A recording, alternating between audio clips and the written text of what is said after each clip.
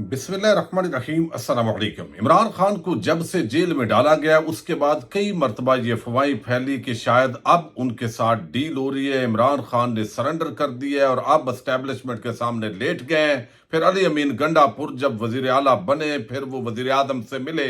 इस तरह की बातें बारहा होती रही, लेकिन तहरीक इंसाफ के खिलाफ सख्तियां बढ़ती गई। लेकिन आज इमरान खान ने अडयाला जेल से जो पैगाम दिया है, जिस तरह जनरल आसम मुनीर का बराह रास्त नाम लेकर उनको आज उन्होंने मोर्द इल्जाम ठहराया है, और फिर चीफ जस्टिस कादी फायद ईसा को भी आज पूरी तरह आईना दिखाया, और साथ ही जो लंदन प्लान है उसकी तफसीलात भी कुछ सामने रखी हैं। आज जो बातें इमरान खान ने की हैं, मेरा ख्याल है इससे पहले इतनी जो है वो बातें इस तरीके से इस खुले अंदाज के अंदर उन्होंने नहीं की। तहरीक इंसाफ के अंदर जो इस वक्त इख्तलाफात हैं, ये सारी चीजें उन्होंने बयान की है। इसलिए ये वीडियो इंतहाई अहमियत की अमल है। जो दोस्त इंटरेस्टेड है वो जरूर आखिर तक वीडियो समाप्त करें, ताकि अंदाजा हो कि इमरान खान आज भी अपने उसी स्टैंड पर खड़ा है जिस पर वो पहले था, और हालात जो है वो फिर मजीद गंभीर होते हैं या कोई इसके अंदर बेहतरी आती है। ये तो आप इसका एनालिसिस कर लेंगे।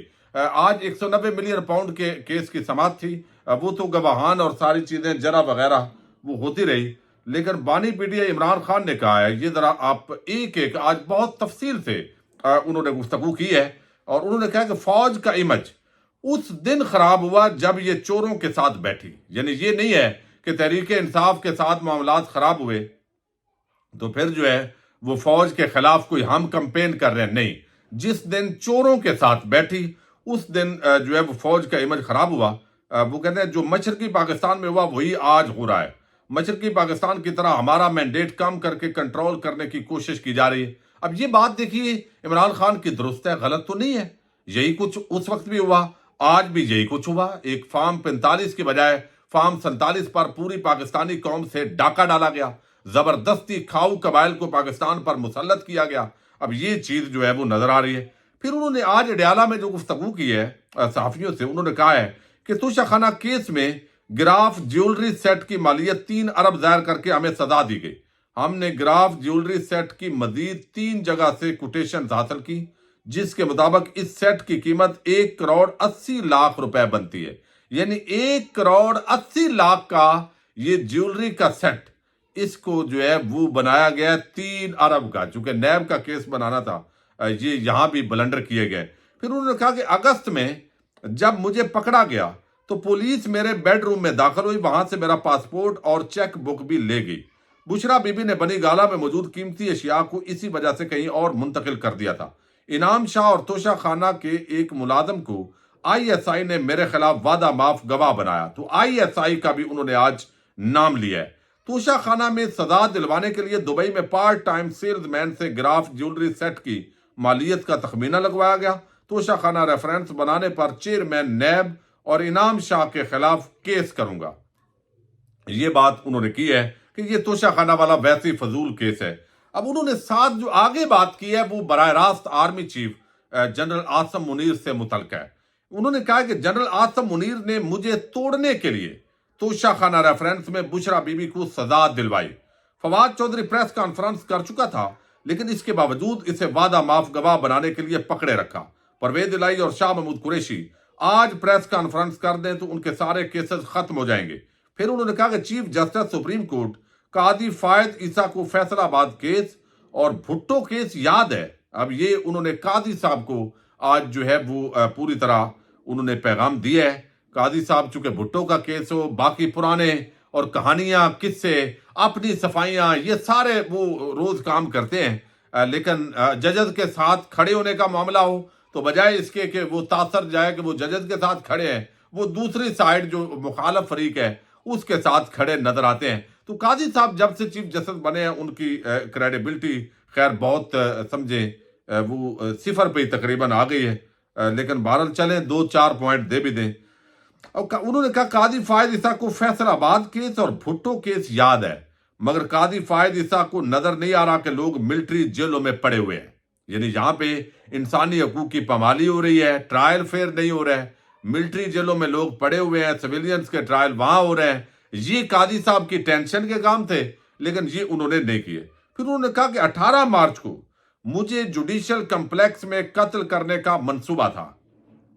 24 घंटे पहले ही जुडिशल कम्प्लेक्स को टेक ओवर कर लिया गया था। सादा कपड़ों में मलबूस बहुत से लोग जुडिशल कम्प्लेक्स में मौजूद थे। क्यों जुडिशल कम्प्लेक्स की सीसीटीवी फुटेज सामने नहीं लाई जा रही? ये बात तो ठीक है। यानी आप देखें ना, जहां जहां भी इमरान खान ने अपने दावे किए हैं, साथ उन्होंने कहा है भाई सीसीटीवी फुटेज लेके आओ, दूध का दूध और पानी का पानी हो, और वो वाकयातन सीसीटीवी फुटेजेस गायब की गई है। इसका मतलब है कि जिस चीज का दावा इमरान खान ने किया है वो उसको दुरुस्त मान लिया गया है दूसरी तरफ से। फिर उन्होंने कहा कि लंदन प्लान, ये बड़ी आम बात है, London plan general Asim Munir और नवाज शरीफ के दरमियान था। ये एक बड़ी, जबकि आसम मुनीर जो है ये तो बाद में जो है वो बने हैं, यानी फाइनल आके शायद इमरान खान के कहने का मतलब है कि आर्मी चीफ बनने के बाद हुए, चूंकि नवाज शरीफ बाद में फिर पाकिस्तान आया जब सारी क्लियरेंस उसको मिली। इमरान खान ने कहा कि लंदन प्लान आसम मुनीर और नवाज शरीफ के दरमियान था। लंदन प्लान के लिए जजेस को भी साथ मिलाया गया। ये बड़ा संगीन, अगरचे पाकिस्तानी कौम को नजर तो यही कुछ आ रहा है, यानी ग्राउंड रियलिटी अगर हम देखें तो यही नजर आ रहा है, लेकिन हम ज़ाहिर है वो कह नहीं सकते ये चीजें जो इमरान खान जो है वो कह रहे हैं, चूंकि वो पहले ही कैद है तो अब मजीद उनको क्या करना है। वो कहते हैं लंदन प्लान आसम मुनीर और नवाज शरीफ के दरमियान था। लंदन प्लान के लिए जजेस को भी साथ मिलाया गया। आईएसआई ने, और ये नजर आ रहा है जो इस वक्त जो इस्लामाबाद हाई कोर्ट का चीफ जस्टिस है, लाहौर हाई कोर्ट का इस वक्त जो बाज जजेस और हाई जो चीफ जस्टिस साहब नए आए हैं, और जो कंडक्ट और बैकग्राउंड सारी चीजें उसके अंदर, फिर लोअर जुडिशरी जो आपको नजर आ रहा है कि जिस तरह जज अबुल असनाद या हमायूं दिलावर जैसे लोग वो जैसे इंडक्ट किए गए, खास उनको लाया गया इन उहदों पर और सजाएं सुनाई गई, तो ये सारी चीजें बहरहाल तईद करती हैं।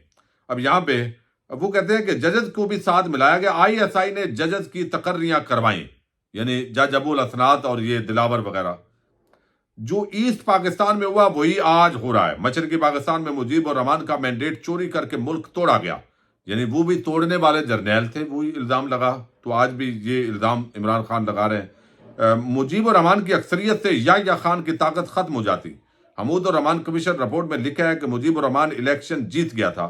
मशरकी पाकिस्तान की तरह अब भी हमारा मैंडेट कम करके हमें कंट्रोल करने की कोशिश की जा रही है। आज बहुत खुल के इमरान खान ने पहली मर्तबा अडयाला जेल से इस तरह की गुफ्तगू की है, तो इसका मतलब है कि वो और ज्यादा अग्रेशन में आ रहे हैं, और अब वो अगर इख्तदार में आते हैं तो वो मजीद खतरनाक होंगे, चूंकि ऐसे कवानीन लाएंगे कि वो पर काट देंगे। चूंकि अवाम की जब मैंडेट होगा अक्सरियत का, यही शायद वो खतरा है जिसकी वजह से इमरान खान का रास्ता रोका जा रहा है। इमरान खान ने कहा कि इस वक्त बादशाह पीछे बैठा हुआ है, इस वक्त बादशाह पीछे बैठा हुआ है, और मोहसन नकवी वासराय बना हुआ है। शहबाज शरीफ फीते काटता फिर रहा है, इसके पास कोई ताकत नहीं है। मुल्क का मुआशी तौर पर बेड़ा गर्क होने लगा है। आसफ जरदारी और शरीफ फैमिली के अरबों डॉलर बैरून मुल्क पड़े हैं। दूसरी तरफ जजेस कह रहे हैं कि एजेंसियां धमका रही हैं, मुल्क में ला कानूनियत है। यानी एक तरफ खाऊ कबाइल पाकिस्तान पर जबरदस्ती मुसल्लत, फार्म 45 के तहत अवाम ने इनको जूते मारे इलेक्शन के अंदर, यानी वोट के जरिए रिजेक्ट किया, और जबरदस्ती अवाम पर यह बिठा दिए गए सदर और वजीर आजम बना के, और जजेस जो है वो बता रहे हैं कि किस तरह उनको कंट्रोल किया जा रहा है धमकियां देके। फिर खान साहब ने कहा आज कि आसफ जरदारी ने बयान दिया कि एक सियासी जमात फौज का इमेज खराब कर रही है। अब लगता है ऐसे है कि जैसे इमरान खान के पास अखबारात भी पहुंच रही हैं, ताज़ा तरीन मालूमात होती है। मैं तो हैरान हूं, वो सारी चीजें वो देख रहे होते हैं और उनके पास वो सारा कुछ मालूमात होती है। खैर, आसफ जरदारी ने बयान दिया कि एक सियासी जमात फौज का इमेज खराब कर रही है। अब यहां पे जो खान साहब ने दावा किया है ना, वो बड़ा आम है, ये वाकयातन सुनने वाला। वो कहते हैं जब हम इख्तियार में थे तो फौज का इमेज आसमान पर था। फौज का इमेज तो उस दिन खराब हुआ जब ये चोरों के साथ बैठी। फौज से मुराद फौजी एस्टैब्लिशमेंट बैठी। जरदारी और शरीफ खानदान की करप्शन का हमें आईएसआई और जनरल बाजवा ने बताया था। जरदारी और नवाज शरीफ ने तोशा खाना से गाड़ियां ली, उनका केस क्यों नहीं सुना जा रहा? ये सारी बातें अब कौन इसका इनकार कर सकता है भाई? दलील के साथ खान बात कर रहा है। अब इसके अंदर नजर आ रहा है। बानी पीडीए ने कहा कि सारी कौम को पता है कि आसम मुनीर मुल्क चला रहा है। जनरल आसम मुनीर की तकर्री से पहले आरफ अलवी के जरिए पैगाम भेजा था कि हम तुम्हारे मुखालफ नहीं, میں نے عارف الوی کے ذریعے آصم منیر کو ٹیلی فون کروایا تھا کہ مجھے اس کے لندن پلان کے بارے میں معلوم ہے. علی زیدی رابطے میں تھا، اس کے ذریعے بھی پیغام دیا تھا کہ نیوٹرل رہیں اور ملک کو چلنے دیں. ہمیں کہا گیا کہ فکر نہ کرو، وہ نیوٹرل رہیں گے. میں کسی کی غلامی قبول نہیں کرتا، غلامی سے بہتر موت ہے. آج بھی انہوں نے کہا ہے، یعنی وہ سٹینڈ جو ان کا پہلے تھا، لگتا ہے عمران خان بجائے اس کے کہ ڈیل کی طرف آئے، وہ مزید اس سے بھی جو ہے وہ سخت جو ہے وہ. صحافی نے سوال کیا، کیا آپ کے جسٹس قاضی فائز عیسیٰ سے انصاف کی امید ہے؟ اس پر عمران خان کچھ دیر خاموش رہے اور بولے، قوم سب کچھ دیکھ رہی ہے، میں اس پر کوئی رائے دینا نہیں چاہتا. آج ملک بدل چکا ہے اور لوگوں میں شعور آ چکا ہے. ہمیں غدار بنایا گیا، 9 مئی میں پھنسایا گیا، لیکن قوم نے 8 فروری کو بتا دیا کہ وہ کہاں کھڑی ہے. پھر عمران خان نے کہا کہ کئی ججز، Mohsin Naqvi chief election commissioner اور نگران حکومت لندن پلان کا حصہ تھے. یہ بات بالکل جو ہے نا، اس کے اندر جو زمینی حقائق ہیں اس کے مطابق انکار کرنا مشکل ہے، چونکہ جس کا جو کردار تھا انہوں نے اندھیر نگری چوپٹ راج کر کے یہ نبھایا. یعنی ججز بھی بعض، جس میں اسلام آباد ہائی کورٹ کا چیف جسٹس، پھر لاہور ہائی کورٹ کے کچھ مخصوص ججز کے پاس کیسز جاتے تھے، پھر ایک سارا یعنی چیف الیکشن کمیشن اور الیکشن کمیشن، نگران حکومت، یہ سب ایک پیج تر، یہ سب پاکستانی قوم کے خلاف انہوں نے اپنا مینڈیٹ کا جو ڈاکہ ڈالا گیا ہے اپنا حصہ ڈالا ہے. تو ایسے سمجھے کہ جیسے یہ قوم کے ساتھ ہی لڑ رہے تھے. اچھا، میں نے کبھی فوج سے لڑائی نہیں کی. ہاں، جنرل باجوہ نے ہماری پیٹھ میں چھرا گھونپا. میں جنرل باجوہ کو ڈی نوٹیفائی کر سکتا تھا لیکن نہیں کیا. ہم نے اس سب کے باوجود بھی جنرل باجوہ سے ملاقات کے لیے کمیٹی بنائی. یعنی پھر بھی معاملات یہاں نہیں جانے چاہیے. عمران خان نے کہا کہ صرف سپہ سالار فوج نہیں ہوتا، وہ الیکشن لڑ کر نہیں آیا. جنرل یحییٰ نے بھی اپنی طاقت کے لیے ملک کو تباہ کیا تھا.